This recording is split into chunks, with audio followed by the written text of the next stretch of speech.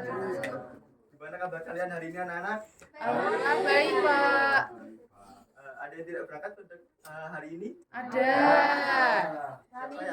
Jilong, Saka. Wah, banyak sekali ya. Sakit apa apa? Ada yang pergi, Pak. Kita doakan aja ya untuk anak-anak yang tidak masuk pada hari ini, semoga diberikan kesembuhan untuk mengikuti pembelajaran berikutnya. Sebelum memulai pembelajaran pada hari ini, sebaiknya kita akan berdoa terlebih dahulu untuk memperlancar pembelajaran pada hari ini. Ya, semoga silahkan Mas Richard ya, ketuanya. Ya Pak, siap Pak. Siap gerak. Berdoa mulai. Berdoa selesai. Kali ini Bapak akan menerangkan tentang teks biografi. Nah, di sini ada yang pernah membuat teks biografi? Belum, Pak. Nanti Bapak akan jelaskan tentang cara membuat teks biografi dan juga struktur-strukturnya dalam teks biografi. Nah, di sini ada contoh ya teks biografi, yaitu tentang teks biografi R.A. Kartini.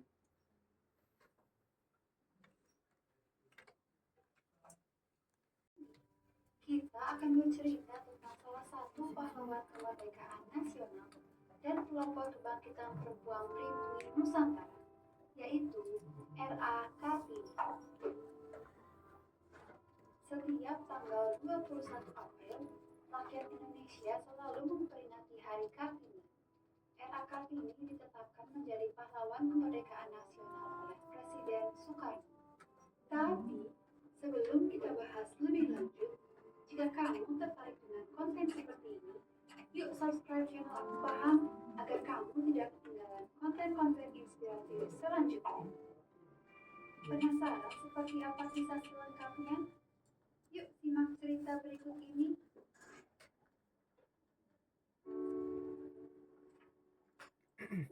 Kartini lahir di Jepara pada tanggal 21 April 1879. Ayahnya adalah Bupati Jepara. Ia bersekolah di sekolah elit Hindia Belanda yang membuatnya fasih berbahasa Belanda. Di saat sebagian besar wanita pribumi tidak dapat berbahasa Belanda. Saat usianya 12 tahun, ayahnya melarangnya bersekolah karena usia Kartini sudah bisa dipingit menurut tradisi kala itu. Sejak saat itu, Kartini menghabiskan waktunya di rumah dan mulai menulis surat kepada sahabat Belandanya, Rosa Abendano. Selain mengirimkan surat kepada teman-teman Belandanya, Kartini juga mengirimkan tulisan-tulisannya ke majalah wanita di Belanda. Ia juga mulai membaca koran Eropa tentang wanita-wanita di Eropa dan membaca buku-buku berbahasa Belanda seperti buku yang ditulis oleh Louis Couperus, Max Havelaar, dan Multatuli. Pada tahun 1898, Kartini berhasil memperkenalkan ukiran Jepara ke Eropa dengan mengirimkan karya pengrajin Jepara ke pameran nasional karya wanita di Den Haag. Hal ini menjadi pembuka perkembangan seni ukir Jepara. Karena keberhasilannya di pameran tersebut, setahun kemudian Kartini mendirikan bengkel ukir di belakang pendopo kabupaten dan menerima pesanan dari Jepara, Belanda, dan negara lainnya. Pada tanggal 12 November tahun 1903, di usianya yang 24 tahun, Kartini dipaksa menikah dengan Bupati Rembang, Raden Adipati Djoyo-Diningrat. Setelah menikah, suaminya mendukung cita-cita Kartini untuk sekolah wanita. Di tahun yang sama,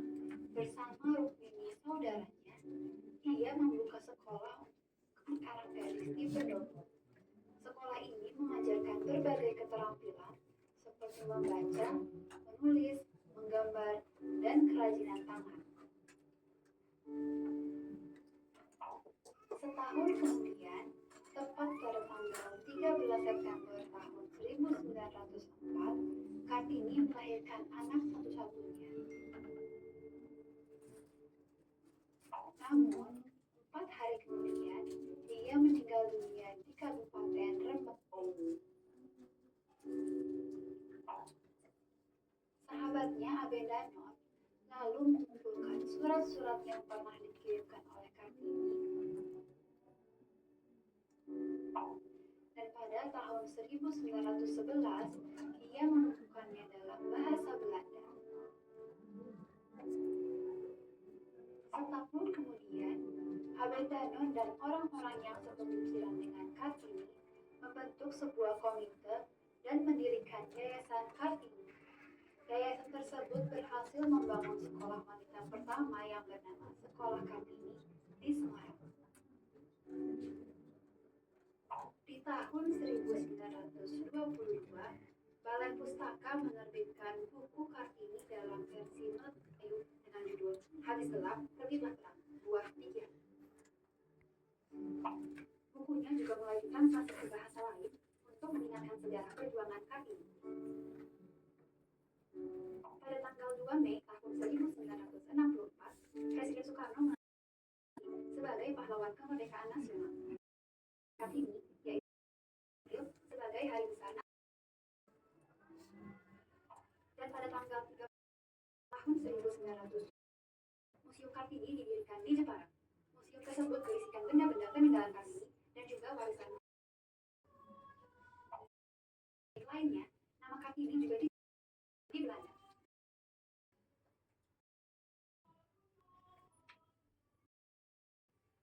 Era Kartini mengajar dalam sangat amatlah terus dan tergenggam anak yang merupakan masa depan.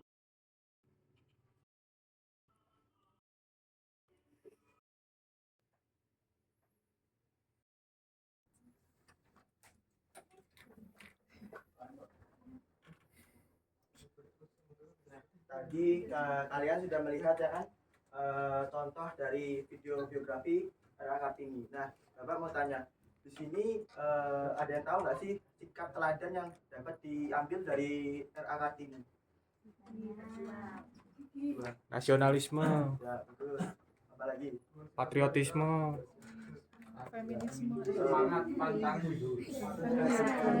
Banyak sekali kan yang sikap yang Ada yang dapat diteladani dari R.A. Kartini. Nah, sikap itu kan masuk dalam teks biografi tersebut. Nah, di sini Bapak akan menjelaskan tentang tujuannya, yaitu dapat menilai hal yang dapat diteladani dalam teks biografi. Setelah itu kita akan menyusun struktur teks biografi serta merinci peristiwa perjalanan, pendidikan, karir pada tokoh dalam teks biografi tersebut. Nah, di sini ada pengertian dari teks biografi tersebut, yaitu adalah suatu atau pada dari kelebihan dan juga kekurangan yang terdapat. Nah, selain biografi, di sini namanya, nah di sini biografi itu suatu riwayat hidup yang ditulis sendiri oleh tokoh tersebut. Tapi di sini akan memfokus untuk teks biografi. Nah, dari teks biografi ini ada ciri, yaitu yang pertama, teks biografi ini harus membawa informasi berupa fakta tersebut dalam bentuk narasi. Dan yang kedua, teks biografi ini menceritakan peristiwa penting dapat memotivasi dan juga menginspirasi kita untuk menjadi teladan bagi kehidupannya. Nah, yang terakhir adalah teks biografi ini harus mempunyai struktur yang jelas seperti orientasi, masalah, dan juga reorientasi. Dan selanjutnya itu struktur teks biografi. Di sini ada yang ingin membacakan orientasi. Ya, silakan. Orientasi. Orientasi ialah sebuah bagian yang mana menerangkan atau menjelaskan tentang pengenalan pada tokoh yang di dalamnya berisikan sedang dikisahkan atau sedang diceritakan di dalam biografi tersebut. Nah, di sini kan pada bagian struktur yang pertama itu adalah orientasi. Nah, orientasi ini itu berisi bagian yang menerangkan atau menjelaskan tentang pengenalan pada tokoh dalam teks biografi. Nah, selanjutnya untuk yang kedua, kejadian atau peristiwa penting. Di sini pada bagian ini kita dapat mengambil sikap yang peristiwa penting yang terdapat pada tokoh tersebut untuk menjadi motivasi dan juga inspirasi bagi kita. Nah, selanjutnya yang terakhir ada struktur teks prosedur. Nah, yang terakhir ini yaitu pada bagian penutup. Nah, pada bagian penutup ini bersifat opsional ya. Jadi boleh dicantumkan atau tidak dalam teks biografi. Nah, selanjutnya itu penugasan ya. Di sini jadi Bapak akan memberikan teks biografi dan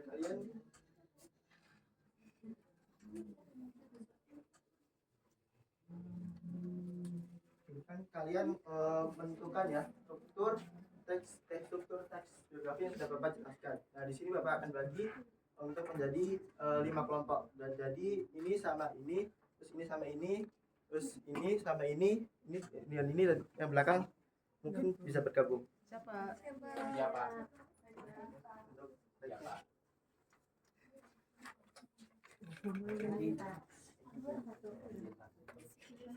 Kok banyak tuh.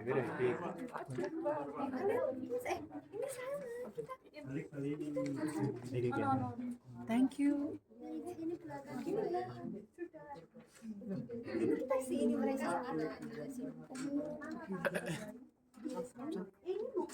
aku ini.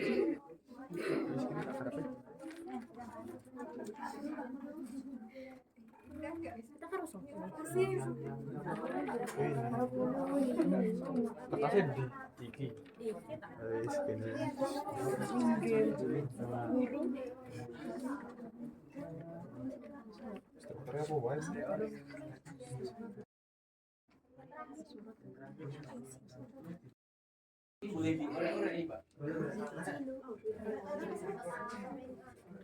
Jadi sampai sudah selesai. Cepet banget Pak. Kalau ini ya.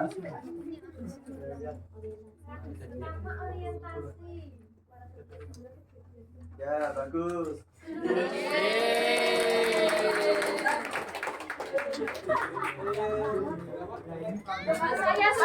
Pak, saya sudah.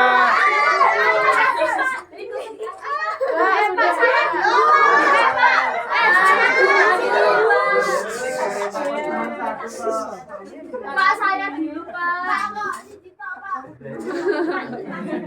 saya sharing ya, Pak ya. Aku yang udah. Makasih ya, Pak. Makasih, Pak. Siapa lagi? Pak, saya sudah. Udah, Pak. Ya, bagus. Pak, saya sini Pak sudah Pak. Ya, bagus. Oh, kan nganu. Iki orientasi misi iki. Ya.